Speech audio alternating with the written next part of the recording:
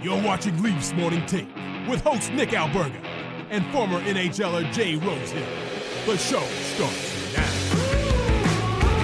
All right, let's get after it. The Monday edition of Leafs Morning Take. Happy Canada Day. Nick Alberga Jay Rosehill to dissect day one of free agency for your Toronto Maple Leafs. Rosie, it's been busy. How are you, buddy? I am good. Happy Canada Day. Yeah, it's exciting, man. What do we get? A few D-man, a few goaltenders. My eyes are kind of on the forwards right now. Yeah, to be honest, exciting is not the word I would use to break down day one of free agency. What would the word that you would use? Like, what kind of grade level are you giving this? Because again, it's important to stress just day one of free agency, and we're going to sift through everything over the next 45 minutes to an hour here. But how would you generally break down what the Maple Leafs have done the last 24 hours here? I would say solid so far. I don't want to give them a grade because it's not done, right? You don't know what's cooking and what wheels are in motion, but it's not shoot the lights out and everyone's aghast and can't believe and jumping for joy or anything crazy like that. But why would you expect that? Unless something really big happened. But like what? I just think the couple goaltenders. Where do you want to start? A couple D-men. I'm excited about the two D-men acquisitions. It just looks stronger, something to be kind of excited about, not a bunch of big question marks. You could, go deeper and try to peel some layers back. But at the surface, it's like two solid additions on the back end, in my mind, that I think are going to help. Yeah, certainly I feel that way. I think they've definitely upgraded their blue line considering what it was even like 48, 72 hours ago to what it is now. You add Chris Tanev, you add Oliver Ekman-Larsson. Lilligren's got a new contract, so definitely have made strides in the right direction. I'll be honest, I'm a bit weary about the crease. I mean, a three-headed goalie monster. Assuming Matt Murray is going to take Martin Jones's spot as sort of the third guy, the insurance guy, but he can't stay healthy. Maybe it's a different tune this year, but they're going to go obviously with Wallace Stolars and Matt Murray as the tertiary option. So there's a bit of concern there.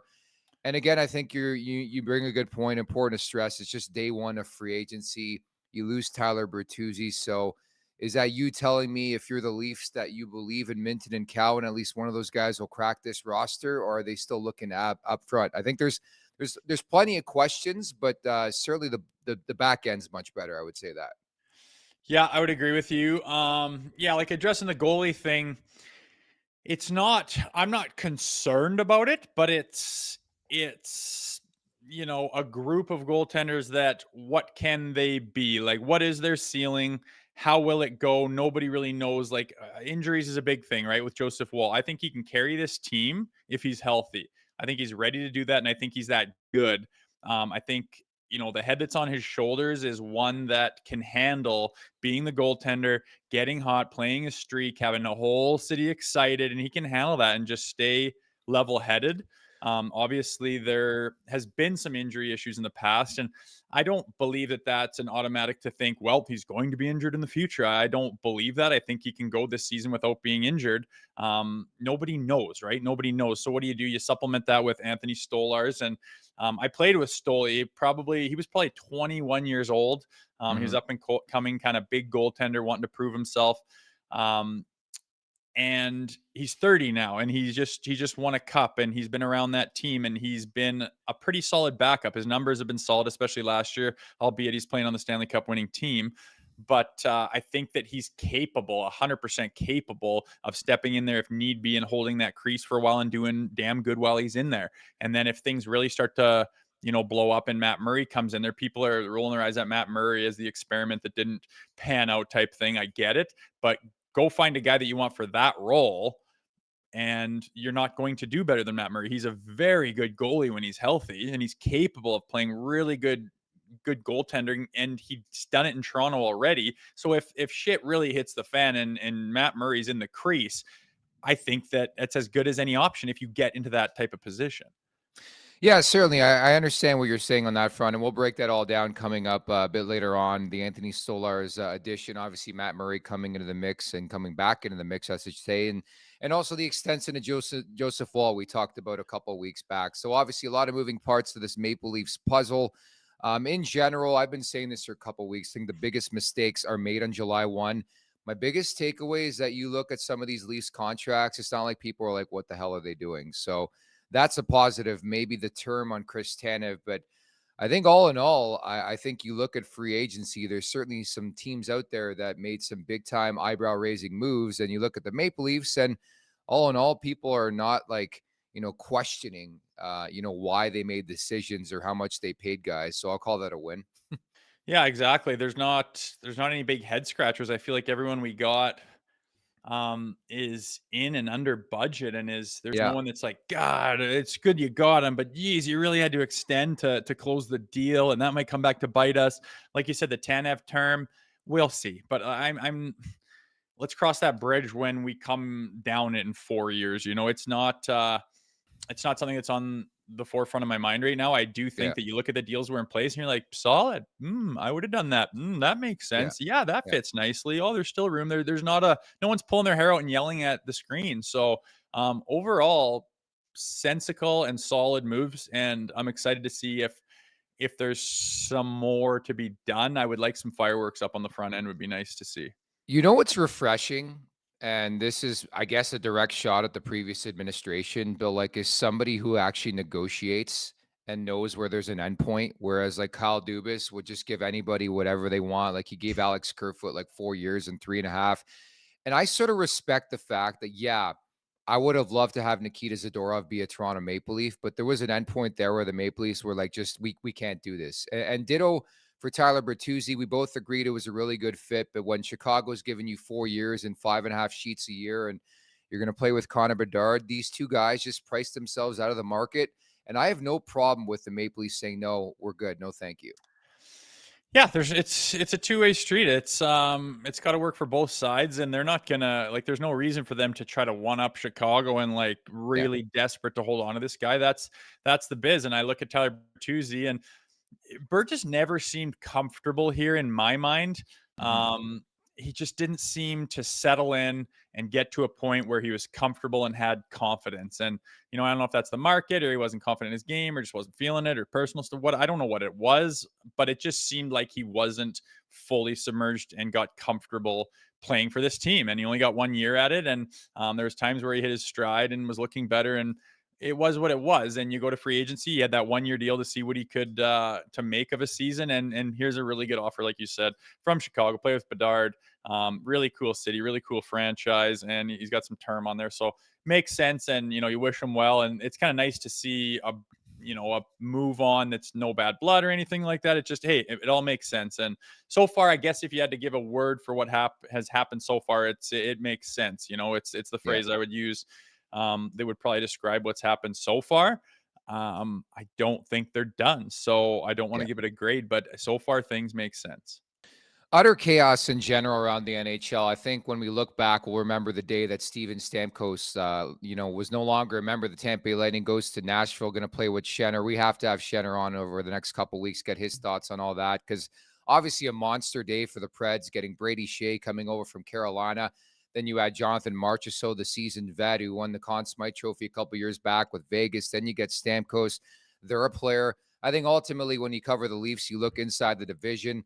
I've been really, really underwhelmed with Montreal today. They've done pretty much nothing. Ottawa, after getting Allmark, pretty much nothing. The Buffalo Sabres, you talk about a dog shit day. My goodness, that team's going to miss the playoffs again. Deal you broke. They're going to bring in Jason Zucker, a veteran, on a 1-year contract, but they did not improve. I think Boston, contracts aside, yeah, they paid Lindholm too much money and they probably paid Zadorov too much money. They improved. I'm sorry to say it. I think they're going to be tough again. And obviously they're working on the Swayman contract. But all in all, even Florida got a bit worse. And the Tampa Bay Lightning, it depends on how you feel about team. I'm a big Jake Gensel guy, so I think they've gotten better a bit. Yeah, you could say that. Odd deal with Stammer, man. They obviously kind of wanted to move on. I know they gave him some term with that deal, and it seemed like for a guy that scored 40 rips last year and has Mhm. the history with the 2 team cups. and been there for the captain the 2 cups, and people are like, he wasn't a big part of the first one. It's like, do you not think he's like the heart and soul, like the engine of that team the whole season? Like, give me a break. And then wants to be there, and he's kind of the face of your franchise, and you just kind of like, no, like, we're bringing in Jake in. It just seems weird, kind of Yeah. disrespectful. Wonder what's going on behind the scenes. But it all started think it was last summer with the contract talks of him obviously being frustrated enough that there's just all quiet on the home front, and he's got to go hit the media and say, yeah, if they ever talk to me about it, like kind of throwing shade in the media. It's gotten to a certain point. So obviously that relationship broke down. It's odd to see. I didn't expect it. I thought they'd just get something done. But they didn't. So that's going to be very odd seeing Stammer in a Nashville Predators uniform, but they certainly got better, man. It seemed like, how were they able to load up with all that? It's going to be exciting. We'll probably have Shannon on and get his take on it, even though we're going to veer away from Leafs talk for a few minutes when we do The biggest positives of the day for me, Stamkos out of the division and Jake DeBrusk, Maple Leafs killer, now a member of the Vancouver Canucks, far away from the Atlantic Division. So we'll call it a victory. Should mention as well, Rosie, we're giving away two pairs of tickets, I should say, to the Born and Raised concert series in St. Catharines, Ontario, happening next weekend, July 6th and 7th. Headlining the event is City in Color, Alexis on Fire, Metric, and the Used. To be eligible to win, by the way, hit us up at lmt@thenationnetwork.com. That's lmt@thenationnetwork.com. The question, which team was Jay Rosehill drafted by? Spoiler, we just talked about it. 2003, this happened. Which team was Jay Rosehill drafted by? lmt@thenationnetwork.com to be eligible to win with the right answer, of course. We'll randomly select the winner and announce it on this Wednesday's show. So winners coming quickly here. You're making people work. Go to the depths of that 03 draft. They should know by watching this show for 2 years where you were drafted. We've talked about it before. True. You should know your stuff, ladies and gentlemen. You want those tickets? Open your ears. Very nice plug, Rosie. The other thing we should mention before we really get cooking here, at the Leafs Nation 401, if you enjoy the content we've been putting out, please hammer that like button, hammer that subscribe button at the Leafs Nation 401 where you could do so. Leafs Morning Take, wherever you find your podcast, I guess it's Leafs Afternoon Take today. Make sure to leave us a 5-star review there. And the folks over at the LeafsNation.com continue to do a tremendous job, man. Like a wild day. I could not keep track. I woke up, I guess, around 9:30 a.m. Eastern time today, late sleeping after my festivities in Vegas. And I couldn't believe the activity. But then as noon Eastern time hit, man, like I even missed the Samsonov signing with Vegas. Like just so much happened in a small period of time. I know I'm bad at keeping up with it too. I got to kind of digest some stuff, and you don't even get a chance to before more stuff starts coming in. So I kind of like to sit down after a while and kind of go through the list and say, oh, what happened here, and put things into perspective. But it seemed like, yeah, it was kind of a wild. It's kind of funny how stuff just starts breaking kind of before that deadline. Just the rumors fly, and they don't fly unless they're usually true, and away they go. But yeah, like you said, we'll see if the pedal stays down or if there's more left to do. I know some stuff's been cleaned off the board, and I think GMs have learned this day and age that if you don't move fast, you're going to be left looking at some scraps. So people jump on it quick, and doesn't seem, I'm glad that the Leafs aren't on the side of overpaying or doing something crazy to try to get one of those guys. Watch out for the tampering, Rosie. You don't want tampering accusations on this show. So we move forward. The opening segment brought to you by Greta Bar YYZ. For a good time, find Greta, 590 King Street West. Weekly specials, live sports, over 60-plus arcade games. Let the games begin. Go big. Go to Greta Bar YYZ.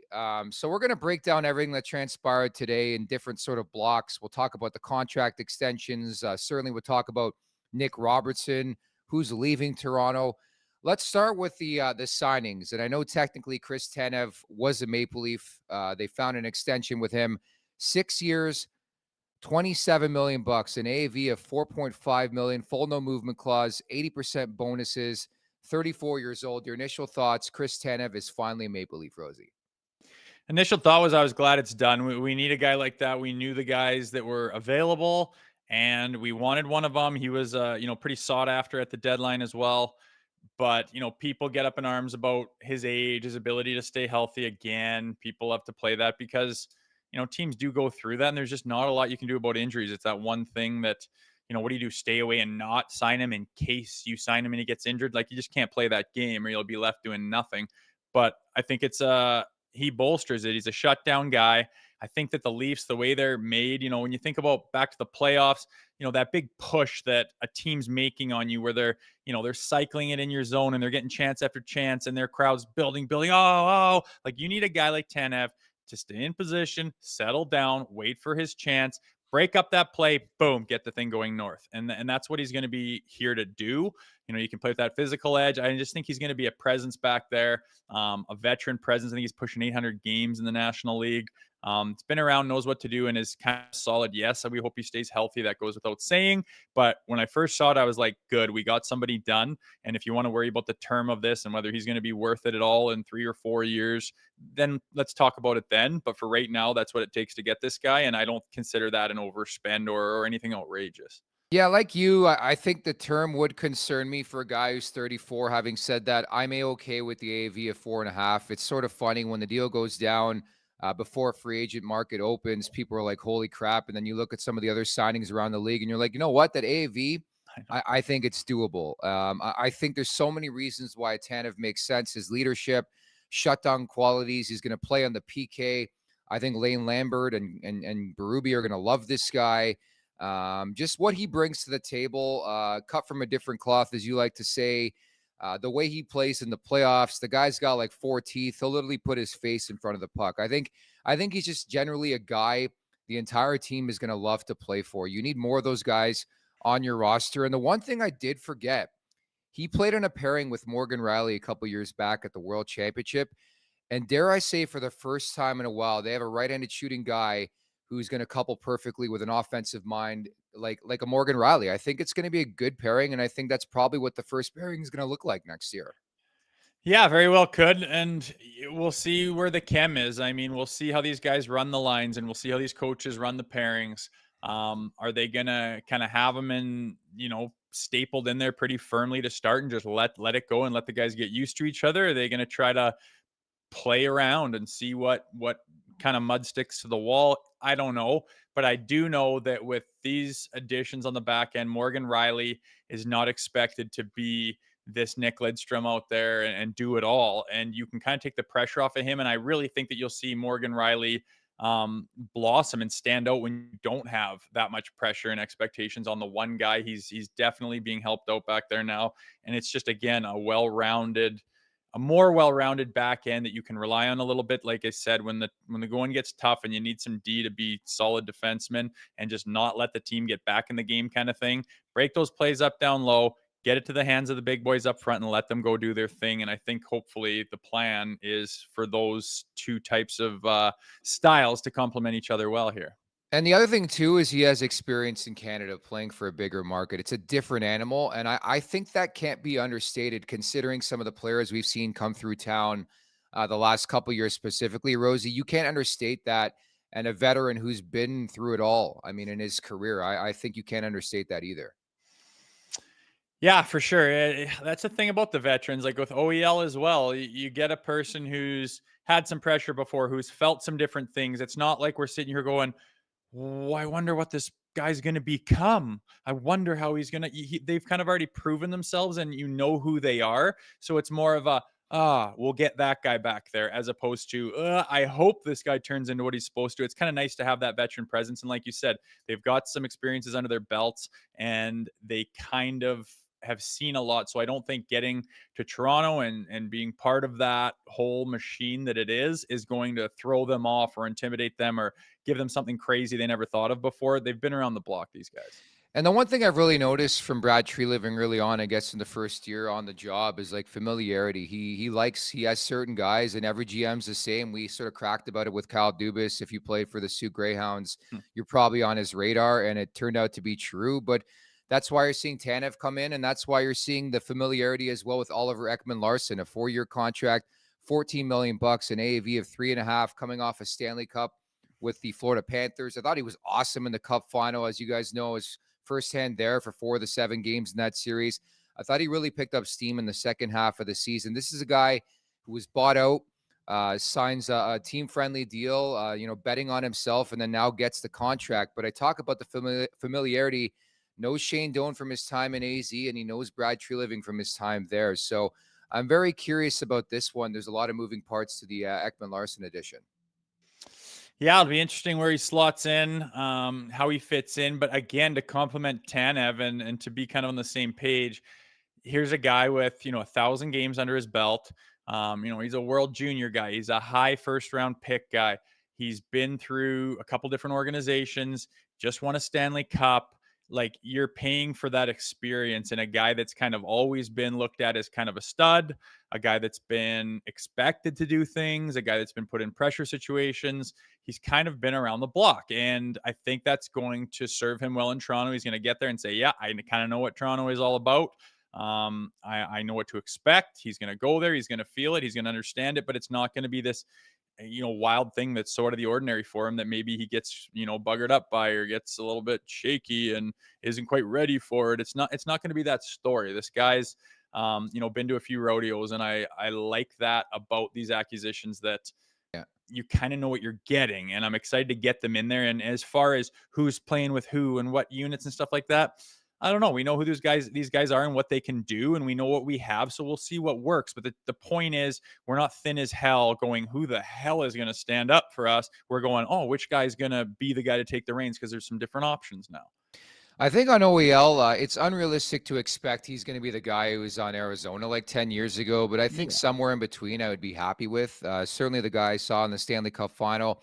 That was the most physical I've seen OEL play in his career, by the way. He was known as a softer type defenseman, specifically dating back to his time with the Coyotes. And I think if you can bring that element to the game, especially, I think to start a bottom, pairing with potentially Timothy Lilligren, who we'll get to a bit later on. But I think there's also the potential that Ekman-Larsson could maybe push Morgan Riley for PP1 QB duties. If you do recall, the Florida Panthers, granted, their power play struggled mightily in the second half of the postseason, including the Cup final. They scored one power play goal, still won the Stanley Cup, but OEL was running the first power play unit. So I think Mark Savard, obviously, is going to run the power play. He's going to have a couple different looks, one including Riley and one including Oliver Ekman-Larsson. At least he's an option, right? Yeah, for sure. It's like you say, there's more options. And when you get into trouble like we did in the playoffs, where we're running at an abysmal percentage of power play, you need to shake things up. You need to have other options. You need to try different stuff. But when you're sitting there and you only kind of got one option and it's not going, there's nothing you can do but beat your head against the wall. And they're not going to have to do that anymore. So, whatever combinations it is and who it is, I could care less. But the point is, they're probably going to figure that out, and they're probably going to have a few different weapons in their arsenal to try to, negate any problems or going down a big slump. If they start to slide, you can mix it up easy and have different, viable options, which they haven't really had to a degree back there. And again, takes the pressure off Morgan Riley. And I think that with that pressure off, you could see him really play loose, really play free, really play confidently, and step up even more than he could have if he's still expected to be the number one guy. And the expected pairings, if the season were to start tomorrow, let's say, and anything can happen, but Riley, Tanev, OEL, Lilligren, Benoit, and McCabe is the look, with Timmins being the number 7 guy. But again, so many moving parts to it. Again, if you're just tuning in, this is Leafs Morning Take, but we're taking it in the afternoon, Leafs Afternoon Take. The fallout of day 1 of NHL Free Agency. Hope you're having a fantastic Canada Day at the Leafs Nation 401. If you're watching right now, hit that like button, hit that subscribe button at the Leafs Nation 401. Rosie, let's transition over to the crease, because myself specifically, I was wondering what was going to transpire. They didn't get a bona fide stud. They're going the tandem route. So somebody you're really familiar with, your days in Philadelphia, Anthony Stolar signs a 2-year contract, $5 million, a 2.5 AAV. I think it's pretty decent value, but we're going to see a Woll and Stolar's tandem next season. Yeah, and like, you're just over $3 million for your goaltenders. I think you're doing damn good for that amount of money. Remember that Woll is still on, that original contract. The one he's signed hasn't kicked in yet. So pretty cheap on the goaltender front. People could argue that's too cheap. They're not good enough. They're not going to get us there. That's yet to be seen. Again, I said at the top of the show, I think Woll's ready to step up and be the number 1 guy in Toronto and own that crease. I think he's physically capable of doing it and mentally capable of doing it. And if he runs into penalty trouble, they've kind of covered themselves with Stoli, who's got some really good numbers at different times. Albeit I said he was on the Stanley Cup winning team. So, his record and save percentage and goals against, obviously he's got a really, really good team in front of him, but he's been around the block a little bit too. He's 30 years old. He understands the role. He's been a backup for a good chunk of his career. And he's a big-bodied, good-hearted dude who guys like to have around in the locker room. I think he gets the assignment. He puts in the work. And like I said, if something does happen to Wool and he's not able to carry the load for the entire season, which is very possible, I think you've got a pretty useful guy to come in there and kind of switch hit and give him his breaks and spell him off when needed. And again, on the third level of that, we've got Murray coming back. He'll play on the Marlies, and if needed, if we get into a jam like we did where we had Martin Jones bail us out, he can be that guy. And say what you want, but for that nightmare scenario, that's a pretty good option to have in your back pocket that costs you league minimum. 6'8" on skates. This past season, backing up Sergei Bobrovsky with the Panthers. Again, another cup winner, just like OEL. 16-7-2, 2.03, 925, 2 shutouts. Had an excellent year. Maybe he's a bit of a late bloomer at 30 years of age. I think there's the opportunity to push a Joseph Woll. We all know with the injury history, but I have no issue with that. I think it's going to be a tandem. I think obviously you give the nod and maybe the lean to Joseph Woll. Having said all that, I think there's reason, at least in my opinion, to be skeptical that we're not having the same conversation again next offseason. Like, they failed to get a bona fide stud. There's a lot of hope, and that would concern me. Having said that, again, it's become such a volatile position where one year you can be fantastic, the next year not so much. And that's why I'm okay with a 2-year deal for this guy, not to mention the contract extension that's going to kick in next summer for Joseph Woll. But I think it's fair to wonder what this crease is going to look like. And I won't lie, that scares me a bit, Rosie. Yeah, well, you just can't have bona fide, proven guys at every single position and expect to still be in the mix in free agency and to be under the cap and all these things. But that there is a question mark there. It's not a question mark of I doubt you guys, but it's a question mark of I wonder if they'll be able to elevate their games at the right times to, hit all the notes to get to where this team wants to go. For someone to say, oh, of course they won't. Like, look around the league. There's bona fide studs that don't really get it done sometimes in the playoffs. Although I would want to have a proven bona fide, like an Allmark. I was vocal about, wanting to get that guy. But if you don't, there's a lot of scenarios and situations where guys, goaltenders specifically, get into a situation in the playoffs and just shut it down, man, and just shut the other teams down and just play rock solid, elevate their game, find their confidence, get into a groove and dominate. And either one of these guys, I believe, can do that. And I also think with Woll, like, I really think that he has potential to be great and to surprise a lot of people.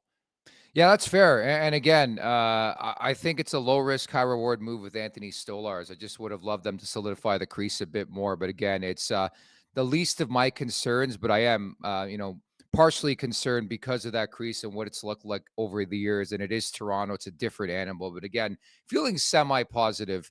And the fact that they're not really paying these guys too much moving forward. They could always make an increase or in-season adjustment as well.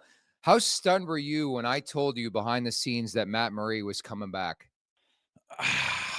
At first I had to kind of put my ducks in a row here to figure out what the hell is going on, but then it makes perfect sense, right?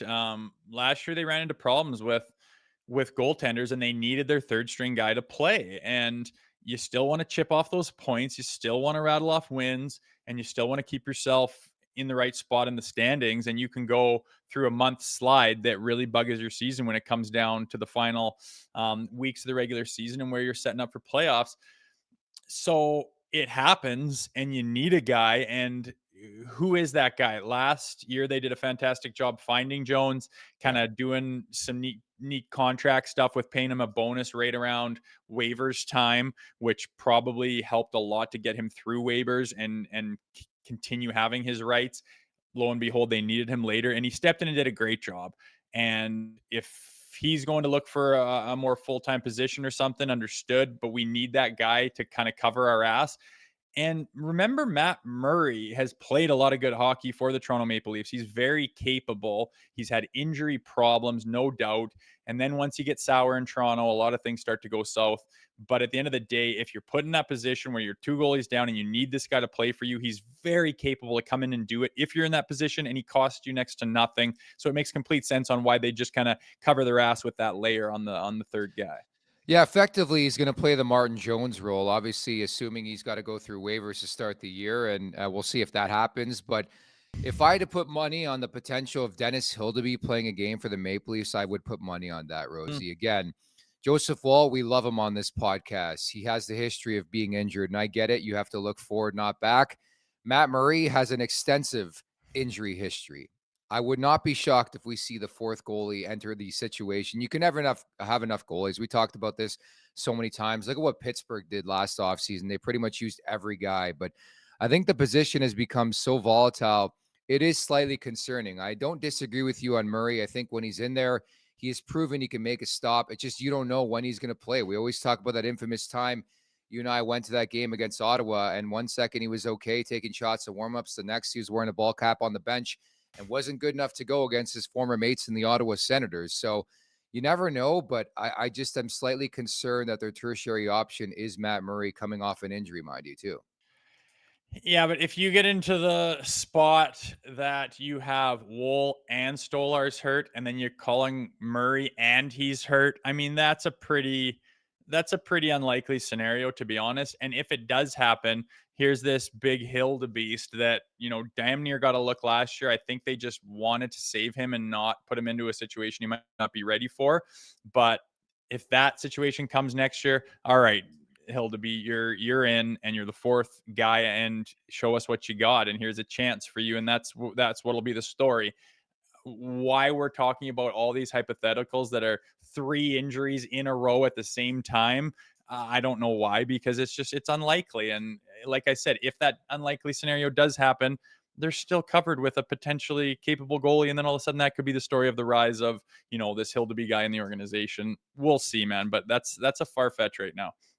Max Wright said one of our favorites here on the show is Nick having a bad day. Why is he being so negative? I'll be honest. For an organization who preach change and culture change, you are running it back with the same guys who have failed for 8 years in a row. And that's what pisses me off. It's not about these additions. I like these guys. I love Chris Tanev. I love OEL.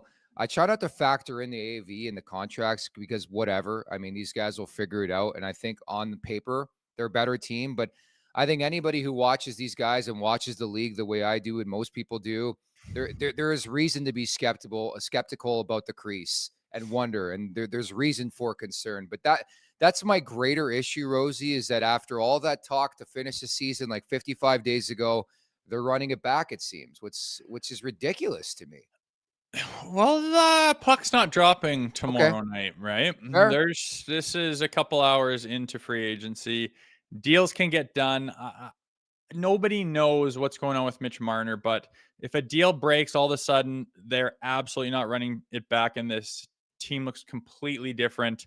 And you could even go a step further for another year and open up John Tavares's contract and cap hit, and all of a sudden it's like they're really changing things. Who have they retained? Oh, Matthews and Nylander, fantastic. Turn this team into whatever you want, and the pieces are kind of already there for that.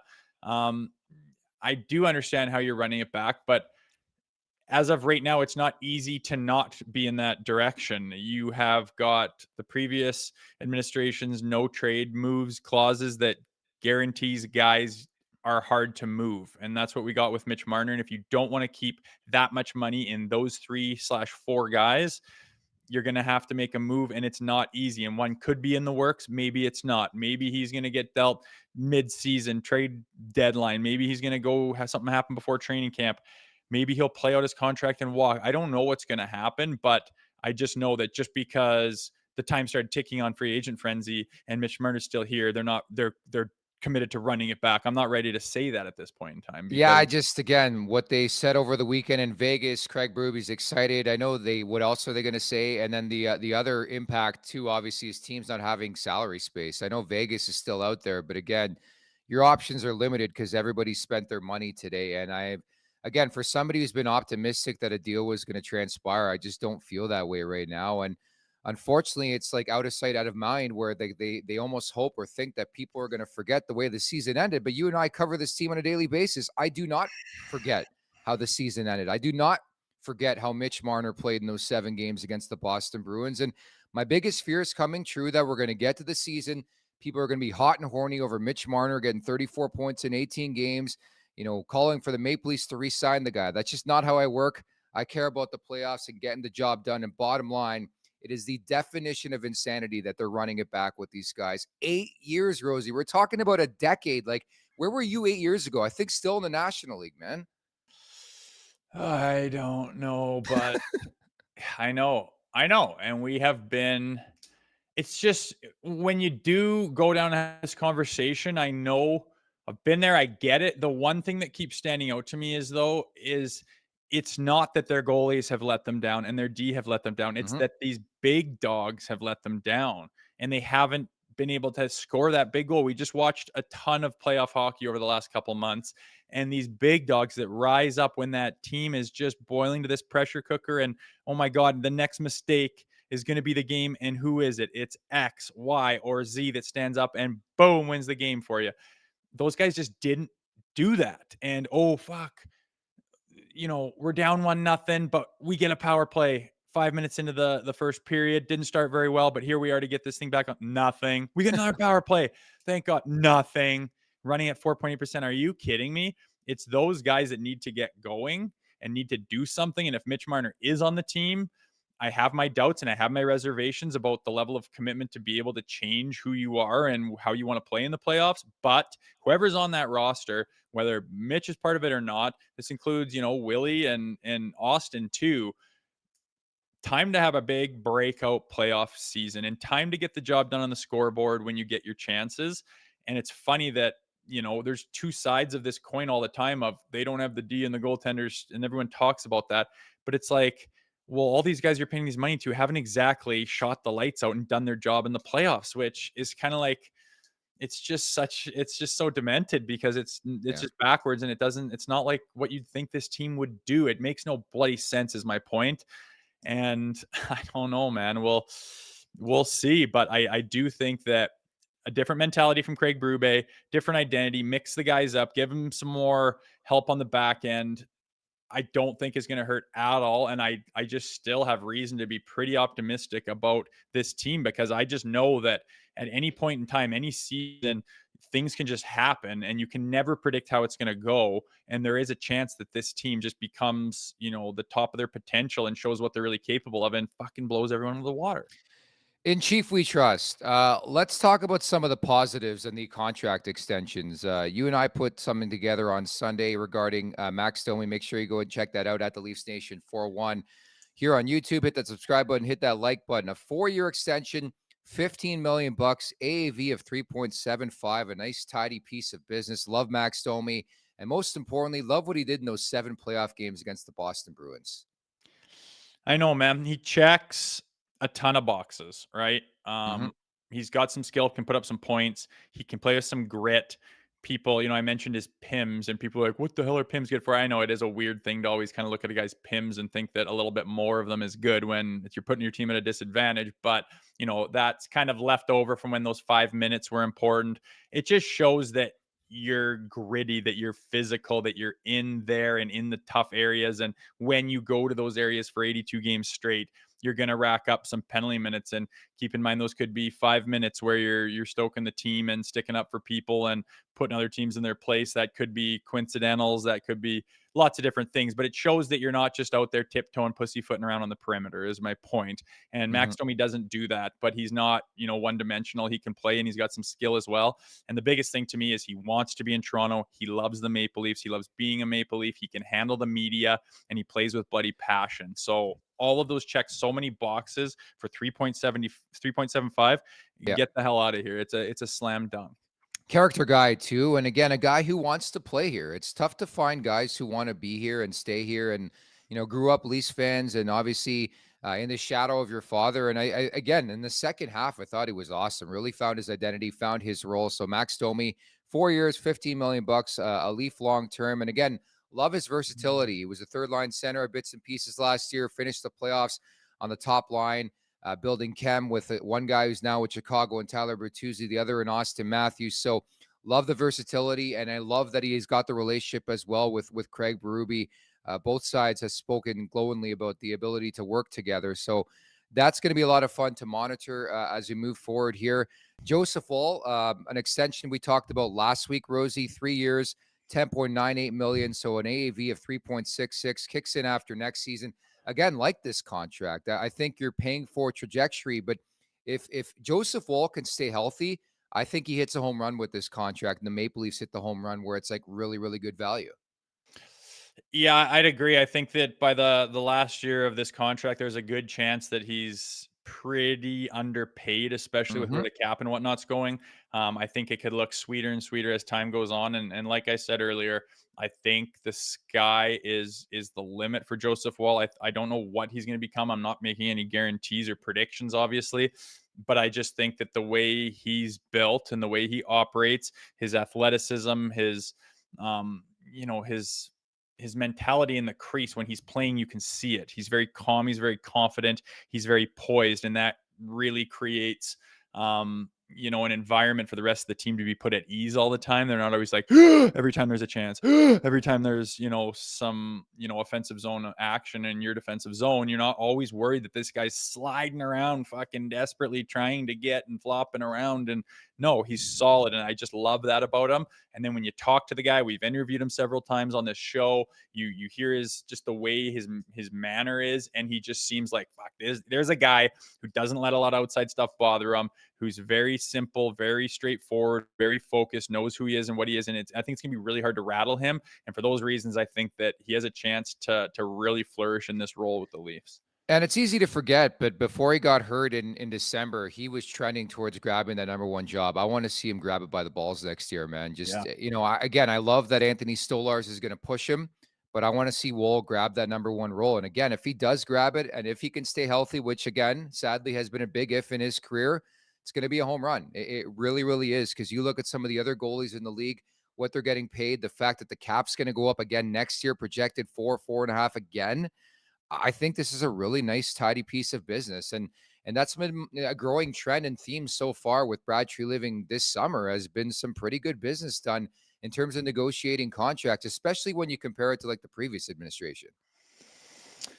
Yeah, for sure. Again, like we talked at the top of the show, what's your overall thought? And I just think solid, makes sense, checked a lot of boxes, didn't let anyone's hair on fire. No one's freaking out or wondering what the hell he's thinking. It all makes perfect sense. And there's still room left for things to move and shake a little bit. And there's certainly still time. So I hope he's got more cards up his sleeve, but it does seem clearly like a different administration's going in a different direction with a different mentality. They've already made that pretty clear with every single move Tree has made, from the coaching staff throughout some of the extensions, and still with some left to do, but on the back end in a goaltender position, it makes sense. And you can tell that he's trying to build a team that is going to plug some of the holes that it's had in the past.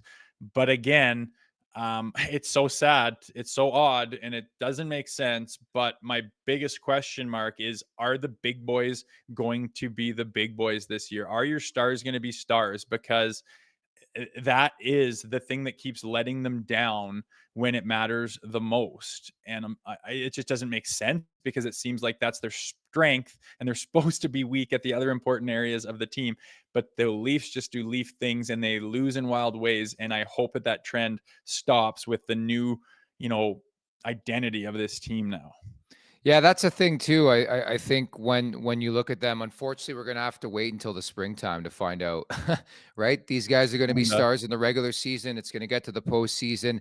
And in the first round, we're going to find out who's coming to play. Is this team going to be a lot different under Craig Berube? What did you make of the extension to Timothy Lilligren? 2 years, $6 million, AAV of $3 million for Timothy Lilligren. I know a lot of people, there's some consternation within Leafs Nation. I think considering the value that's been handed out to right-handed shooting defensemen the last couple of years, I maybe believe in Lilligren a bit more than some people, including yourself. But on a bottom pairing look, I don't mind it. Once again, you don't know what can transpire between now and puck drop. At the very least, they have a contract in place. But what do you think of the Lilligren extension?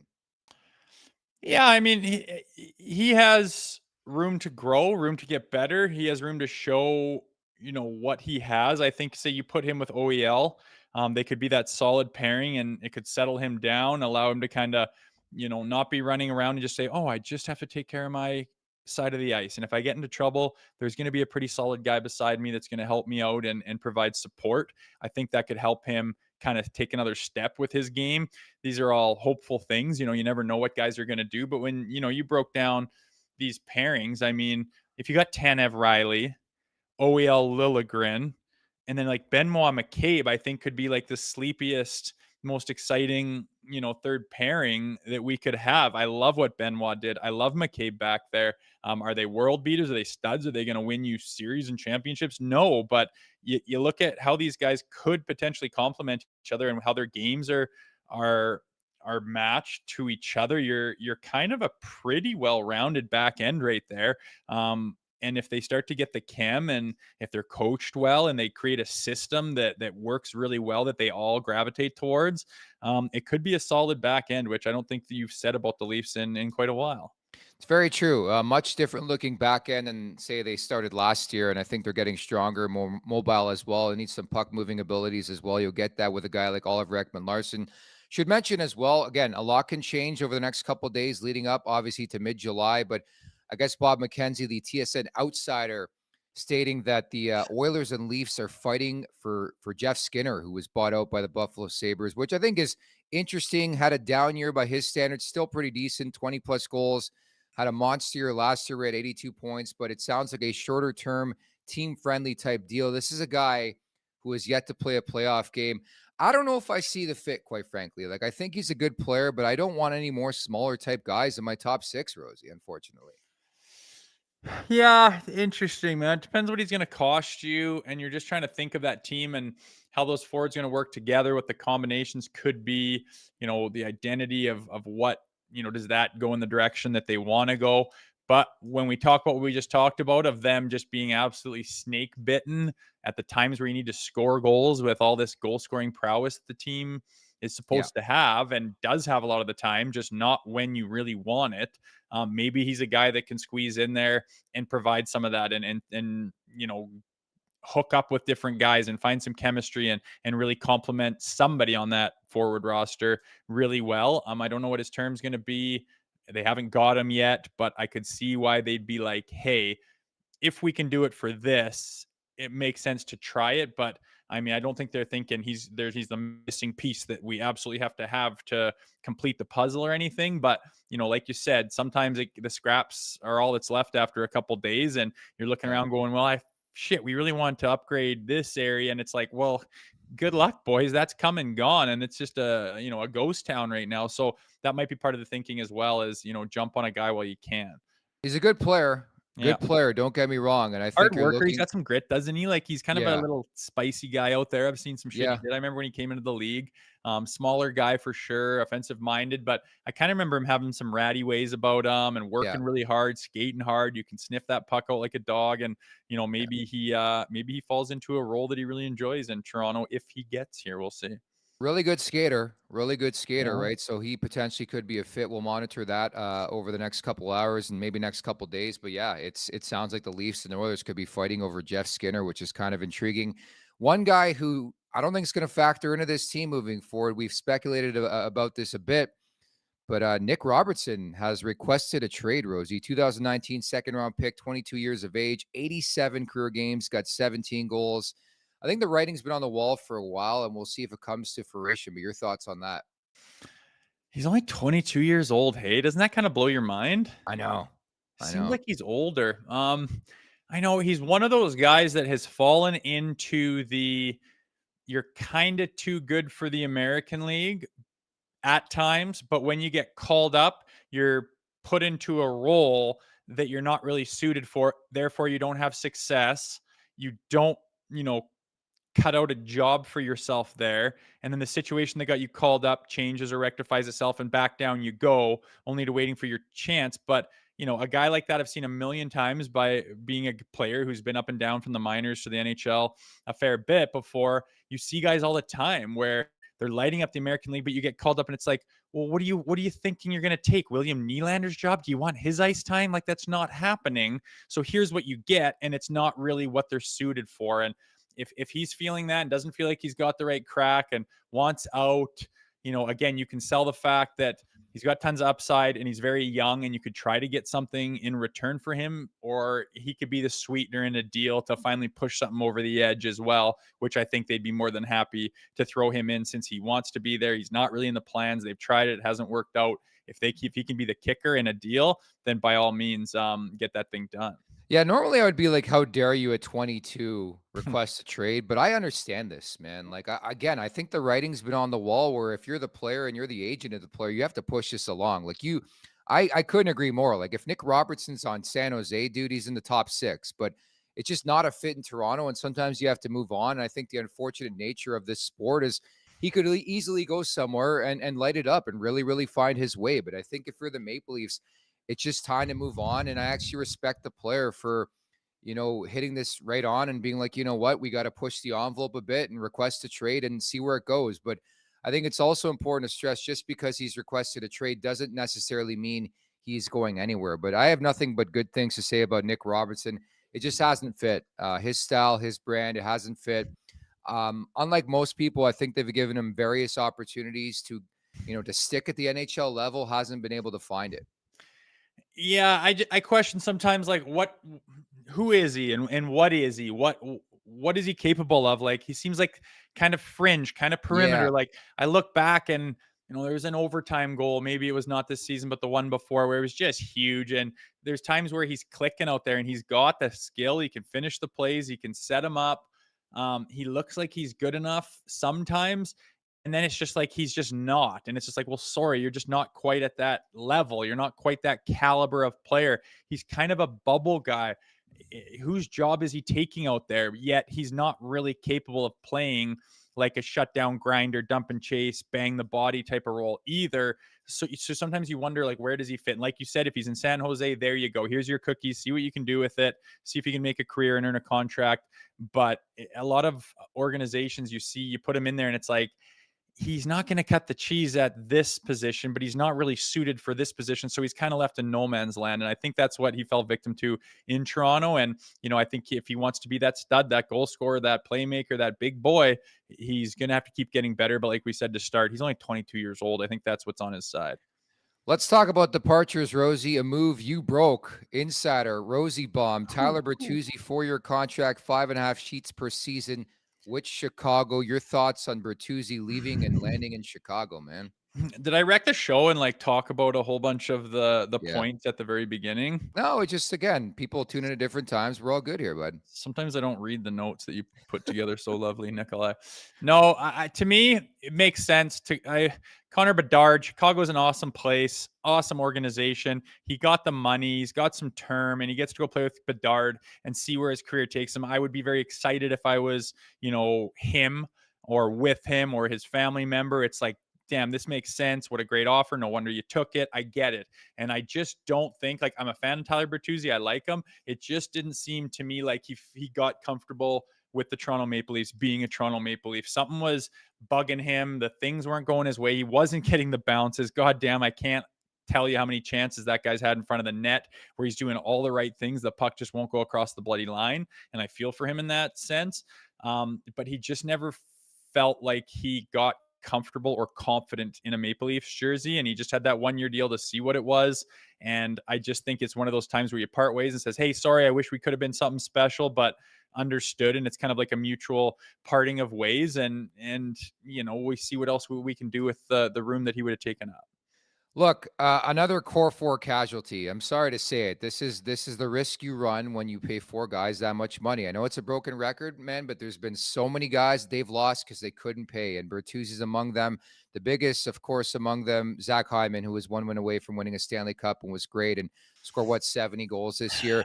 But I couldn't agree more. It just you have to have a point where you're like, no, in negotiations, and it was just a bit too rich. I think at 4.5, I would have been okay with bringing Bertuzzi back. I love the chem with Domi, but as you know, more than most people, you played in the league. It's a business, and for the Maple Leafs to move on, I'm more curious to see where they go from here. Obviously, they lost out on Jake DeBrusk. We talked about maybe a guy like Jeff Skinner. So Bertuzzi ends up in Chicago. Again, we talked about it, the fact that you see the Tanev deal and you're like, holy shit.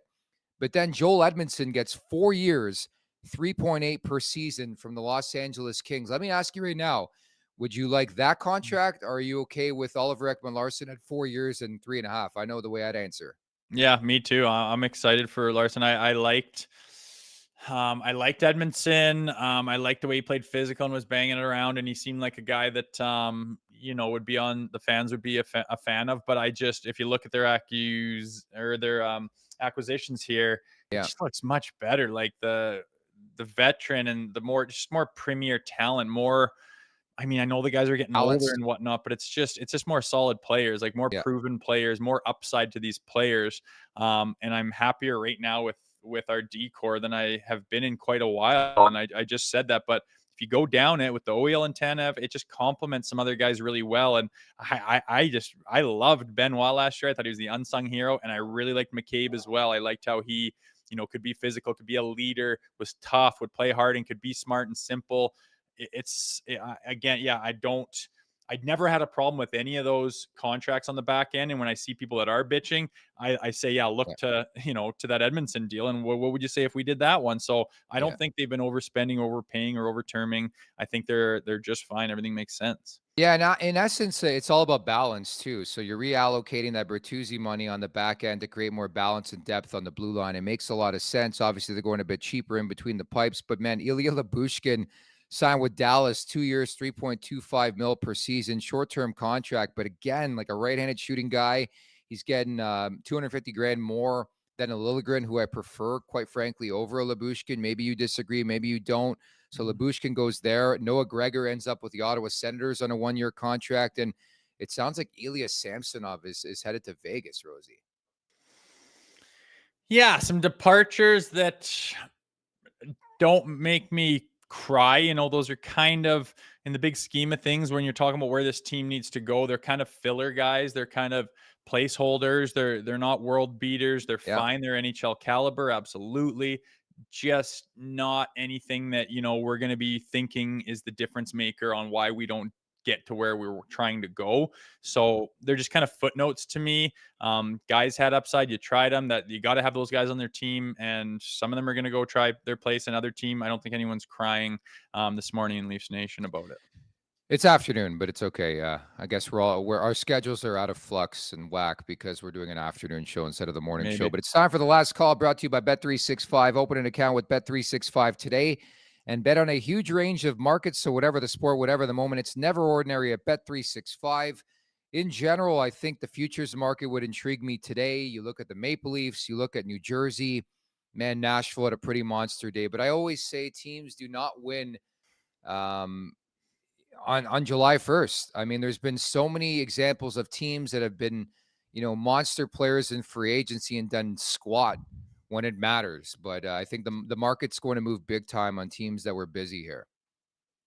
I know I'm looking forward to this day coming to an end and then looking at what's left. Where did what go and what's left over, and see if you can try to put some pieces together and sneak your way into Brad Treliving's mind and say, where's he headed with this? What are some potential things? What are the options? And I just would love to be a fly on the wall or be connected to his phone in some way and see what he's trying to do, where his head's at, how far down what road is he gone. I'd love to know what's happening there, but that's by design. We don't know. And I'm just hoping that whatever it is, it's for the best. It makes the team better, and it changes whatever goddamn curse this outfit's got going on with them in the playoffs.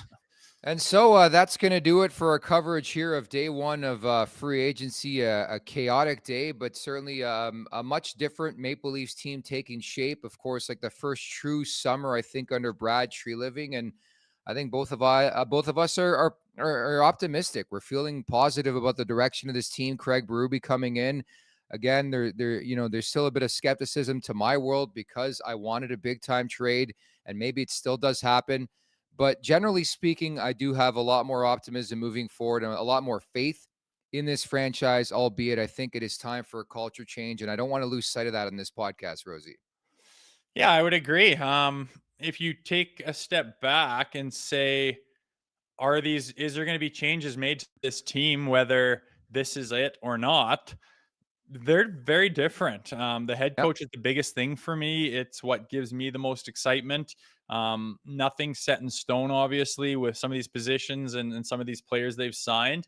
But again, they all make sense. They're all reasonable. They're all rational moves. And again, if you get the right mentality going in that locker room, which is, I think, the purpose of Craig Berube, and you get these guys going, and with all the skill and talent mixed with X, Y, and Z, if you get that kind of different, I just don't think they've had the right mindset. I don't think they've approached any game the right way. I don't think they were built by Dubas to play that style of hockey successfully in the playoffs. I don't think that, Keefe had the accountability that these guys needed and made them and demanded them to play a certain style. I think it was just like they had the run of the hen house, and I think that's all going to change for the better. So there's reason to think that this is going to be considerably different team and hopefully considerably different results in the springtime.